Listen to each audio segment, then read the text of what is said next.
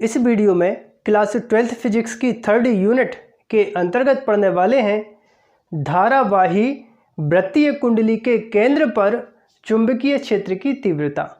तो इसके लिए हम क्या करते हैं, एक धारावाही वृत्तीय कुंडली बना लेते हैं। यहाँ पर देखिए एक धारावाही वृत्तीय कुंडली बनाते हैं।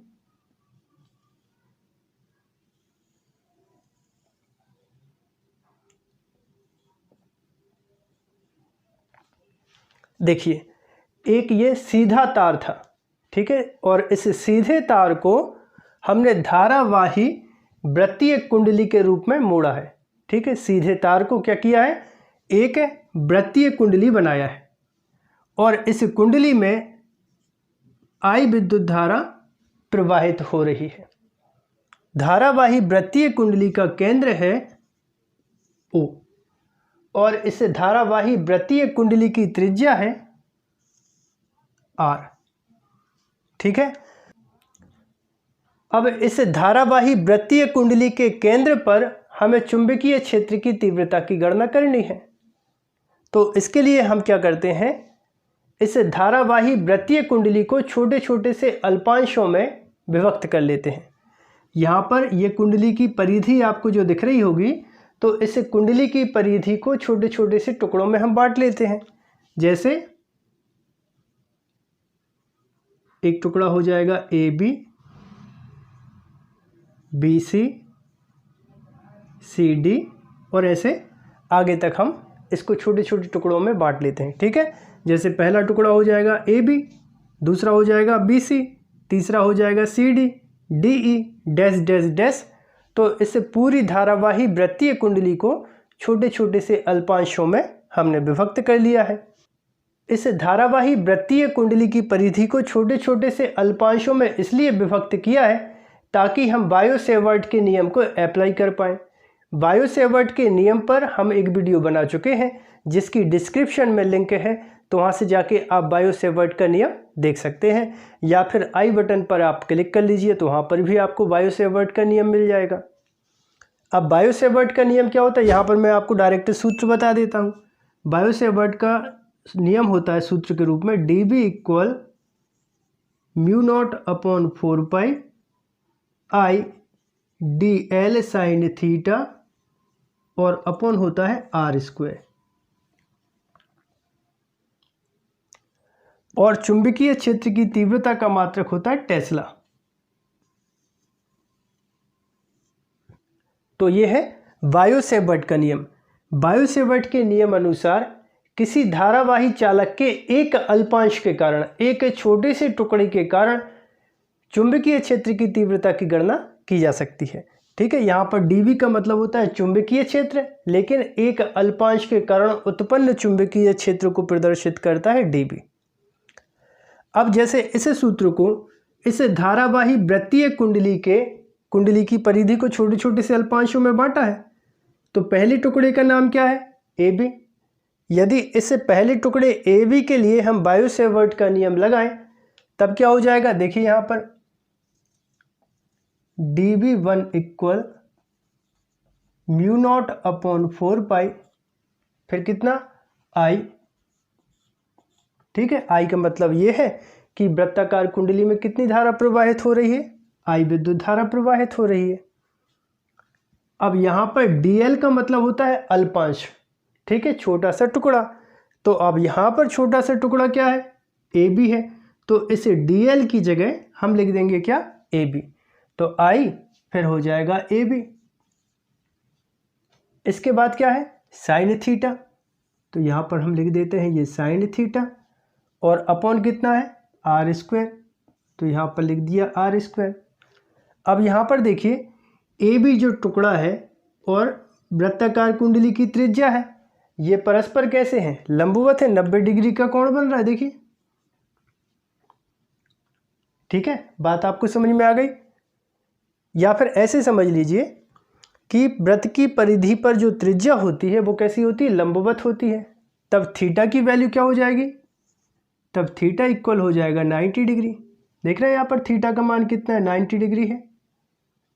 तब ये मान यहाँ पर हम रख दें, तब ये हो जाएगा dB1 equal mu naught upon 4 पाई, फिर कितना IAB और साइन 90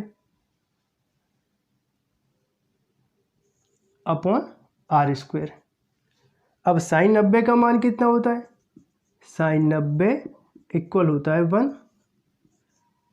तब dB1 इक्वल कितना हो जाएगा? dB1 equal mu naught upon 4 पाई IAB और अपॉन हो जाएगा R²। ठीक है ना, यहाँ पर साइन 90 की जगह 1 लिख दिया है। ठीक है, तब बायो सेवर्ट के इस नियम का उपयोग करके धारावाही वृत्तीय कुंडली के एक अल्पांश के कारण हमने चुंबकीय क्षेत्र की तीव्रता की गणना कर ली है और इसको देते हैं समीकरण 1। ठीक है, अब देखो AB टुकड़े के बाद एक दूसरा टुकड़ा आपको दिख रहा है BC।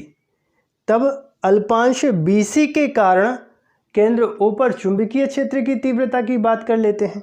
तब इसको हम लिखेंगे dB2। ठीक है, dB2 क्यों, समझ गए?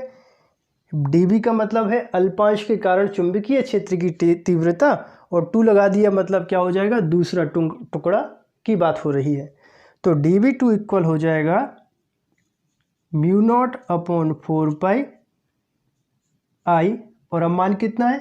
BC, तो IBC और अपॉन हो जाएगा R²। इसको देते हैं समीकरण 2। इसके बाद देखो अगला टुकड़ा क्या है? CD। तो यहाँ पर हम लिख देंगे क्या? dB3 equal mu naught upon 4 पाई ICD और अपॉन हो जाएगा R² और इसको देते हैं समीकरण 3। अब इसी तरह हम डैश लगा देते हैं, डैश डैश डैश बराबर डैश डैश डैश डैश बराबर डैश। इसी तरह dB4 फिर dB5 के कारण जो चुंबकीय क्षेत्र हम आगे निकालते चलेंगे। ठीक है, तो वीडियो को पॉज करें और यहाँ तक आप नोट कर लीजिए। ठीक है, वीडियो को पॉज करके यहाँ तक नोट कर लिया, मिटा दूँ।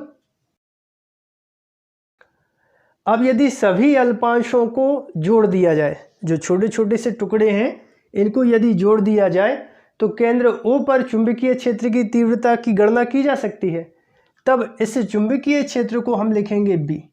ठीक है, क्योंकि अब संपूर्ण धारावाही वृत्तीय कुंडली के कारण केंद्र O पर चुंबकीय क्षेत्र की तीव्रता की बात हो रही है। तो क्या हो जाएगा? B इक्वल पहले टुकड़े के कारण तीव्रता कितनी थी? dB1, दूसरे के कारण dB2, फिर dB3 plus dash dash dash.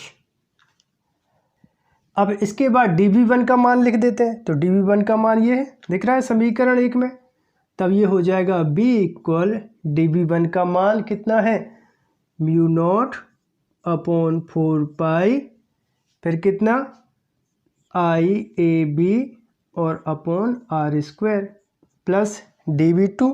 यहाँ देखो dB2 है तो ये dB2 का मान है, रख दें म्यू नॉट अपॉन 4 पाई फिर कितना I फिर BC और अपॉन हो जाएगा R² प्लस,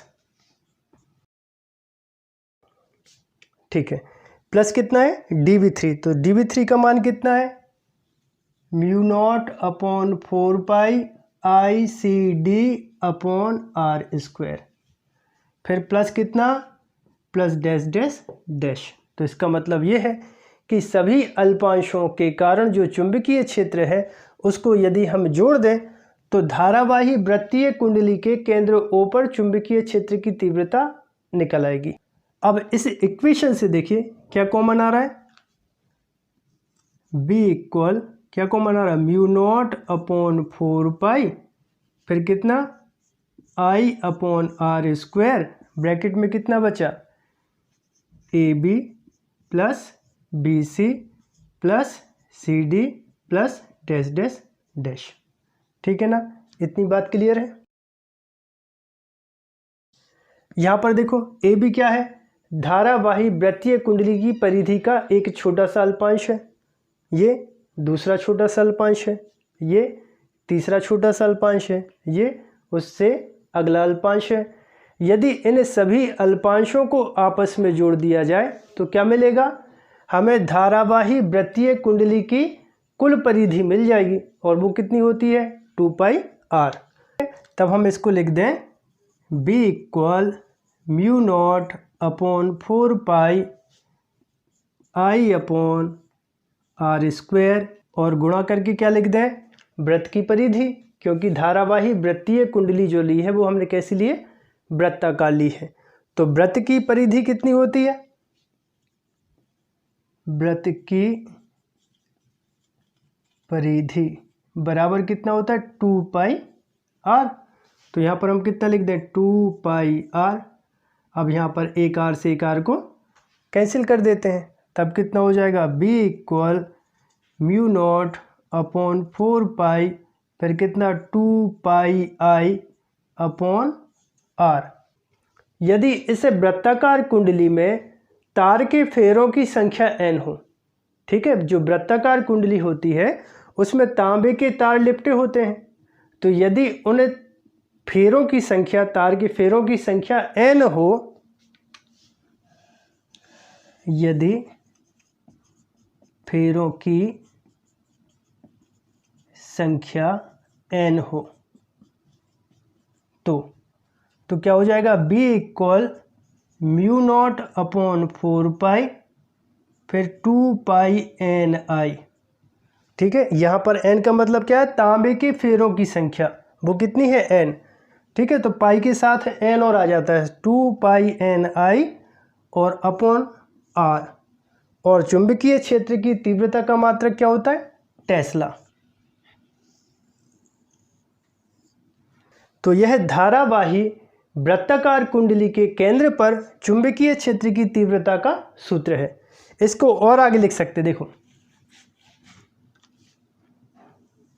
अब आपको याद होगा μ0/4π का मान कितना होता है? 10⁻⁻⁷।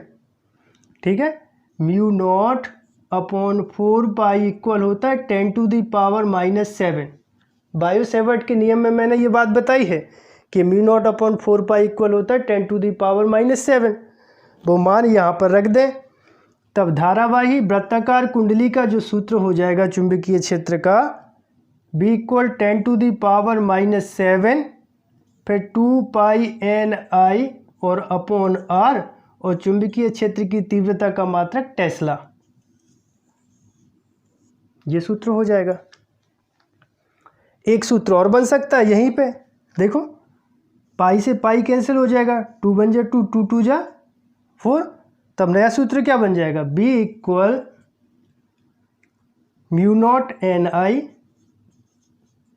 μ0NI और कितना बचा? अपॉन 2r और ये टेस्ला। तो धारावाही वृत्तीय कुंडली के केंद्र पर चुंबकीय क्षेत्र की तीव्रता का सूत्र ये भी है। इस सूत्र को भी लिख सकते हैं और इस सूत्र को भी लिख सकते हैं। आई होप आप सभी को वीडियो पसंद आया होगा।